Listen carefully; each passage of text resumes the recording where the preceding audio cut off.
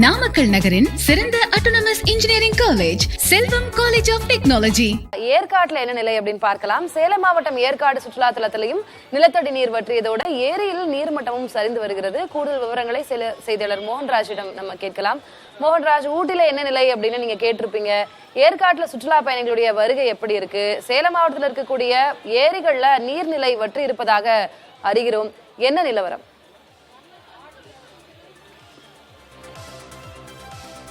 திலகவதி, மலைகளின் அரசி ஊட்டிக்கே அந்த நிலைமை அப்படின்னாக்கா ஏற்காட்டோட நிலைமையை வார்த்தைகளால சொல்ல முடியுமா அப்படிங்கறத ஒரு கேள்வி.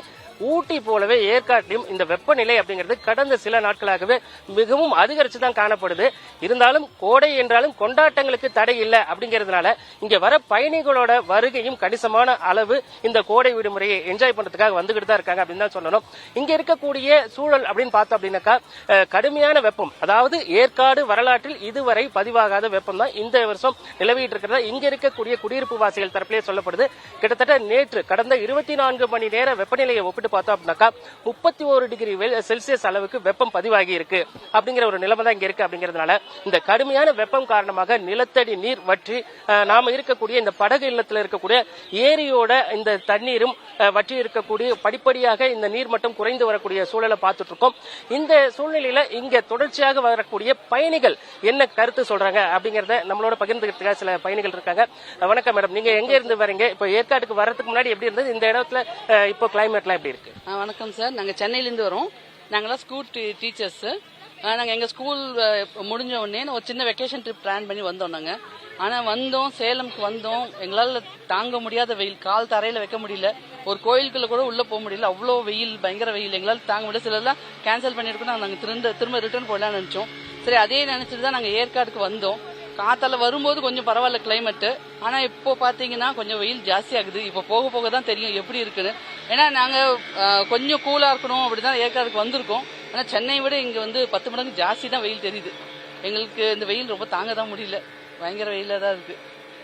நீங்க சொல்லுங்க, நீங்க சேலம் நினைக்கிறேன், நீங்க சேலத்துல இருந்து வந்திருக்கீங்க, இவங்களோட தான் வந்திருக்கீங்க. நீங்களும் எப்படி இருக்கு கிளைமேட்? வழக்கத்துக்கு மாறா எப்படி இருக்கு? அதான் சார், நான் இங்க சேலம் தான் என்னோட நேட்டிவ். ஆனா எந்த வருஷமும் இந்த மாதிரி வெயில் நாங்க பார்த்ததே இல்லை. ரொம்ப அதிகமான வெயிலா தான் இருக்கு. அதனால 2 நாள் நாங்க சேலத்துல தான் டெம்பிள் விசிட்லாம் பண்ணோம். ரொம்ப ஓவர் ஹாட். இப்போ இங்க வந்து நேற்று ஈவினிங் மழை பெஞ்சிருக்குன்னு சொன்னாங்க. ஸோ கொஞ்சம் ஓகேவா இருக்கு கிளைமேட்டு. எங்களோட டைம் சுச்சுவேஷன்லாம் ஓகேவா இருக்கனால ரியலாவே இங்க நாங்க கொஞ்சம் ரிலாக்ஸேஷனா இருக்கு, அப்படி பெட்டரா ஃபீல் பண்றோம். திலகவதி, பயணிகள் கூறக்கூடிய கருத்து ஒருபுறம் இருந்தாலும் கூட ஏற்காட்டுல இதுவரைக்கும் இல்லாத அளவிற்கு ஒரு வெப்பம் அப்படிங்கறத இதே பகுதியை சேர்ந்த பிரின்ஸ் நம்மளோட இருக்காரு, அவர்கிட்ட கேட்போம். இந்த வெப்பநிலை அப்படிங்கறது ஏற்காடு ஒரு சுற்றுலா தலம், கோடையில வந்து குழுகுழுன்னு ஒரு சூழ்நிலை எதிர்பார்த்து இங்க வருவாங்க. எப்படி இருக்கு இந்த வருஷம்? இதனால என்ன மாதிரியான பிரச்சனைகளை சந்திக்கிறீங்க?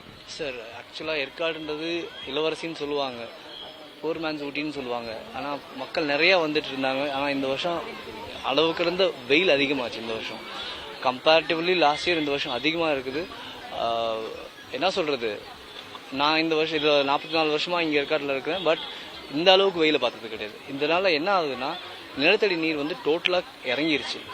மக்களுக்கு வந்து குடிநீர் பற்றாக்குறையே ஆயிடுச்சு. ஒரு சில இடங்கள்லாம் குடிநீர் பற்றாக்குறையே ஆயிடுச்சு. இன்னொரு விஷயம் என்னன்னா, ஏற்காட்டில் வந்து அலங்கார ஏரின்னு ஒன்று சொல்லுவாங்க, ஆர்னமெண்டல் லேக். அது வந்து நான் பார்த்த வரைக்குமே இதாகல. ஆனால் இப்போ ட்ரவுட் ஆச்சு டோட்டலாகவே. அதாவது வெப்பம் ஒரு புறம் அப்படிங்கும் போது வறட்சி, நிலத்தடி நீர்மட்டம் குறைதல், இங்க இருக்கக்கூடிய ஏரிகளோட நீர்மட்டம் குறைதல் என தொடர்ச்சியாக வறட்சியும் இந்த பகுதியில ஏற்பட்டு இருக்கு அப்படிங்கிறது இங்க இருக்கக்கூடிய மக்கள் சொல்லியிருக்காங்க.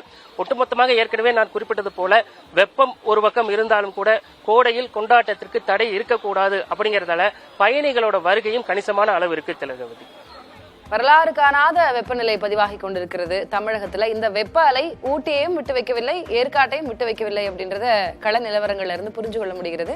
நன்றி மோகன்ராஜ், உங்களுடைய விவரங்களுக்கு. நாமக்கல் நகரின் சிறந்த autonomous engineering college Selvam college of technology.